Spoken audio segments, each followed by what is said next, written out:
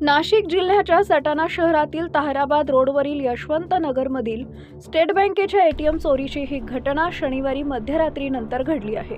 अत्यंत धाडसी पद्धतीनं चोरट्यांनी केवळ 12 मिनिटात हे मशीन जीपमध्ये टाकून पोबारा केला. हा सर्व थरारक प्रकार सीसीटीव्ही कॅमेऱ्यामध्ये कैद झालाय. या घटनेमुळे एकच खळबळ उडाली असून या निमित्तानं बँकांच्या एटीएम सुरक्षा व्यवस्थेबद्दल प्रश्नचिन्ह उपस्थित केले जात आहेत. कशी झाली चोरी? सीसीटीव्ही चित्रणानुसार एटीएम चोरीच्या या घटनेत 3 अज्ञात चोरट्यांचा समावेश असल्याचं दिसत आहे. शनिवारी मध्यरात्री 2:20:50 चोरटे जीपमधून घटनास्थळी दाखल झाले.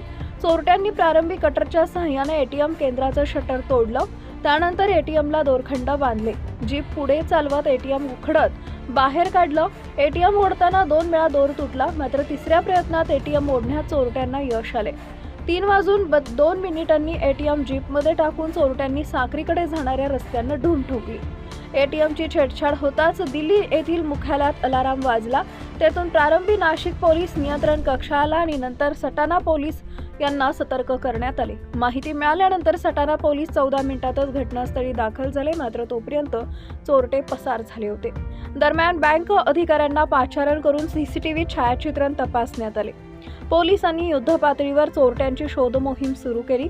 30 वर्ष वयोगटातील 3 चोरट्यांनी आपले चेहरे कापडानं पूर्णपणे झाकले होते.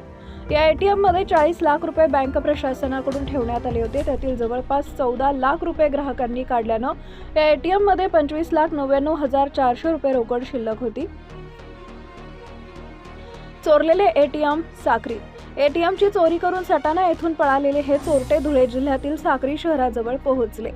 तिथं एका शेतात भल्या पहाटेच्या अंधारात मशीन तोडून चोरटे पैसे काढत होते. तेव्हा काहीतरी लोकांना गडबड असल्याचा संशय आला असता बॅटरीच्या सहाय्यानं त्यांनी त्यांच्यावर प्रकाशझोत टाकल्यावर चोरटे घाबरले.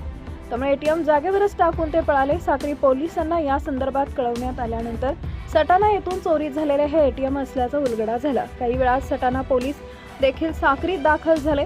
चोरट्यांनी मशीन फोडून रोख रक्कम काढण्याचा प्रयत्न केला, परंतु रक्कम ठेवलेल्या 5 पैकी 2 ट्रे यांना स्थानिक लोकांच्या जागरूकतेमुळे उघडता आली नाही. परिणामी 9,55,900 रुपये मशीनमध्येच सुरक्षित राहिले असल्याचं आढळून आले.